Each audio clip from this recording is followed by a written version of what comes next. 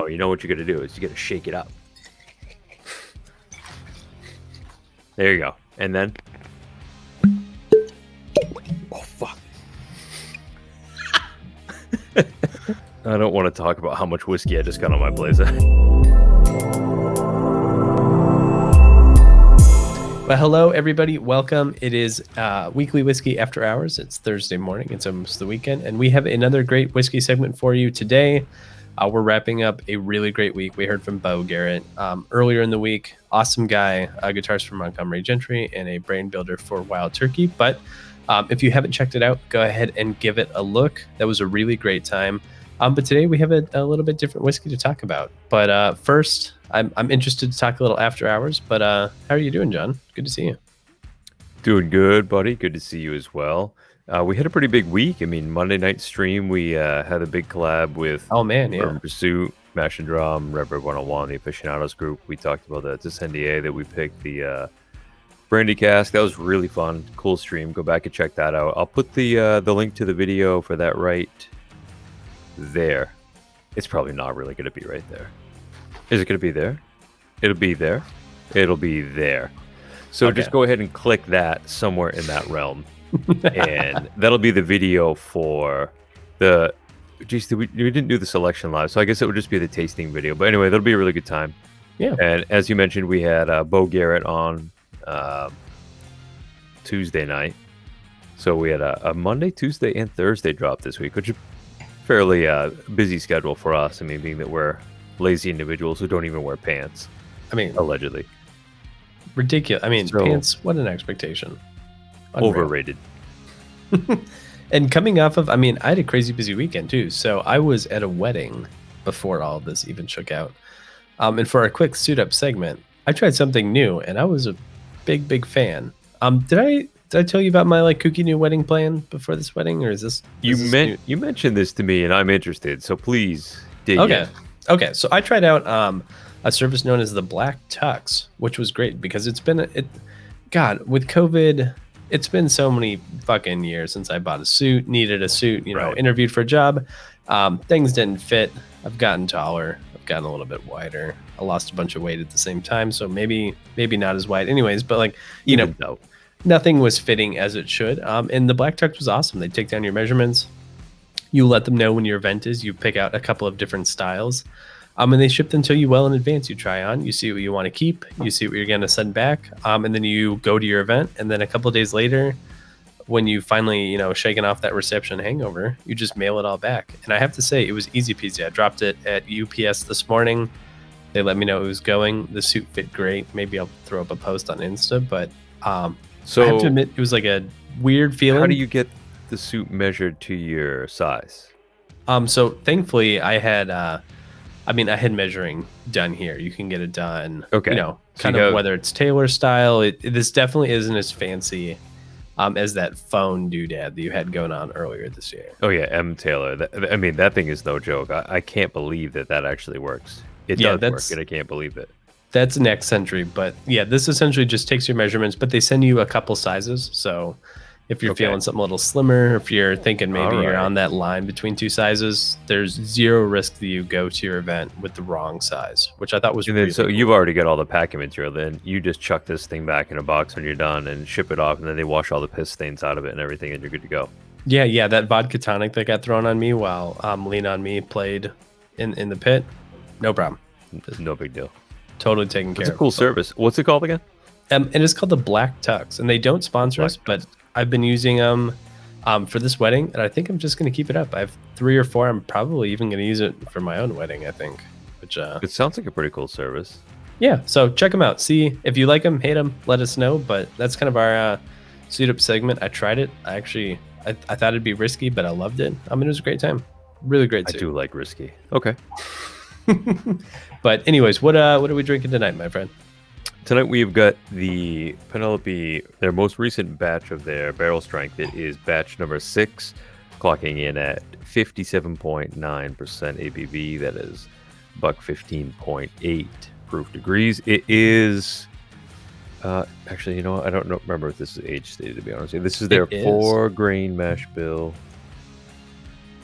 I didn't read the age. Yeah, minimum of 43 months. 43 months. So 4.5 years. Thank you. 40 non-chill filtered, barrel strength. So this is going to be their distilled in Indiana MGP.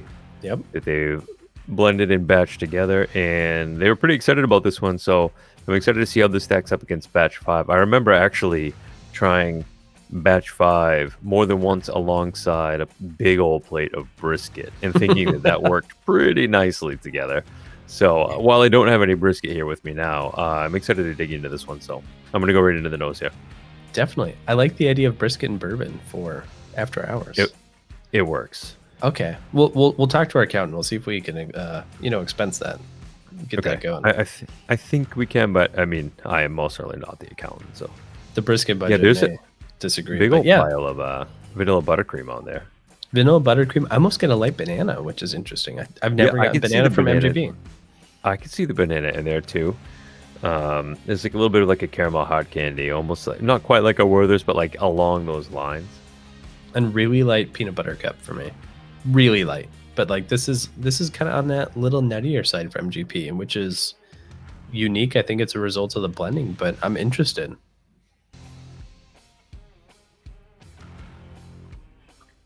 You know, I didn't catch much oak on the nose, but it did come through in the palate a little bit there.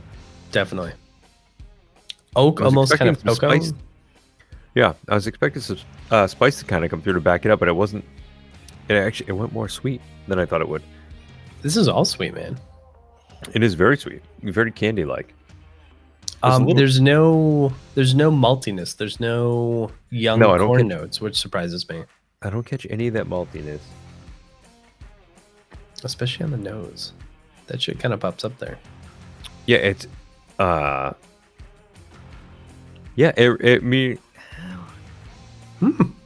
guess I get a little bit of that like sweet corn there, but it's not grainy though.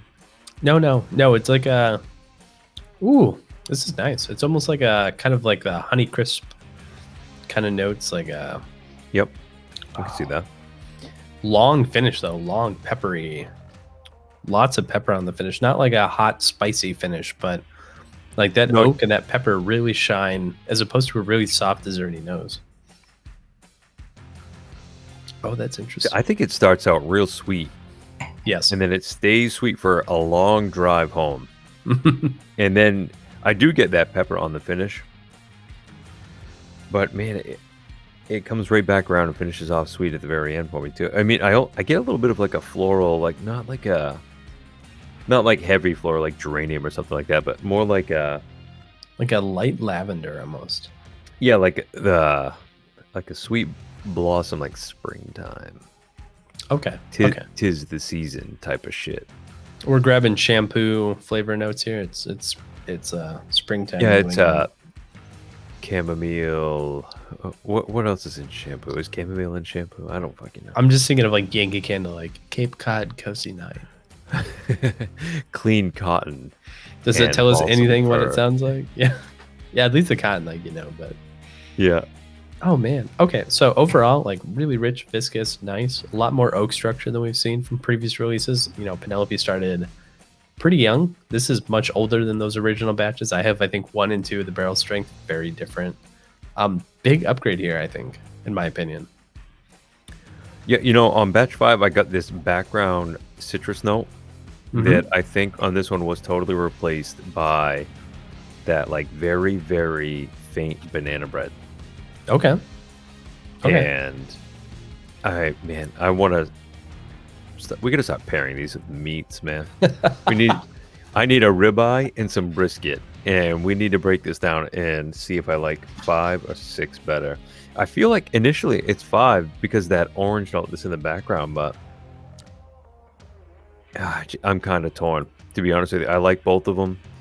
None of them are really like hitting me as like a 10 out of 10, but I mean they're both coming through as a nice expression. And I think the price on these is really, I think their SRP's around $60 too. It's pretty tough to complain about.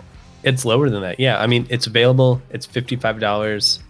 I think what it's doing well. I totally agree that we need to do the pork Penelope and brisket bourbon pairing challenge. So maybe that'll be a future after hours. We'll meet up and do some crazy smoking. But overall, personally, I'm bullish. I think that it's showing some great growth. It's affordable.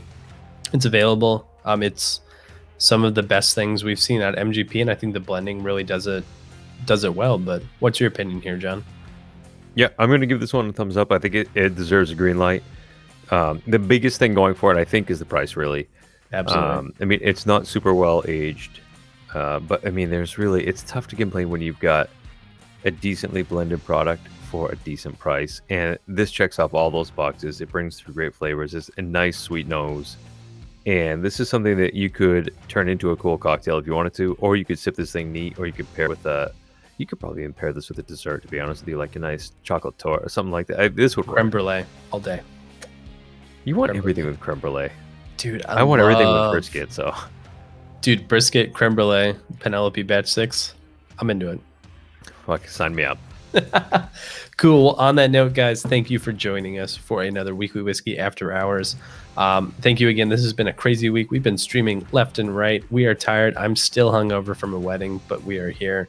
We had a great time. Once again, Penelope Barrel Strength Batch 6. Really nice, affordable, well priced. Thumbs up from both of us. What it does well. If you're looking for more from John, you can find him at The Bourbon Finder, both on Instagram, on his website, thebourbonfinder.com. Great comparisons, reviews, King of the Hill. He's doing single barrel selects every week. Total content monster. Check him out. And as always, I am Jay from whiskeyraiders.com, RAIDERS.com. We are compiling whiskey reviews, stories, breaking news, and big aggregations of scores and ratings. So check us out. If you haven't, this review will be up at the time of posting. So check out what everybody else is saying in the world of bourbon. But next time, join us next Tuesday for another weekly whiskey live stream. This has been a blast. So thanks for joining us, everyone, and cheers. Enjoy some brisket and bourbon. Cheers.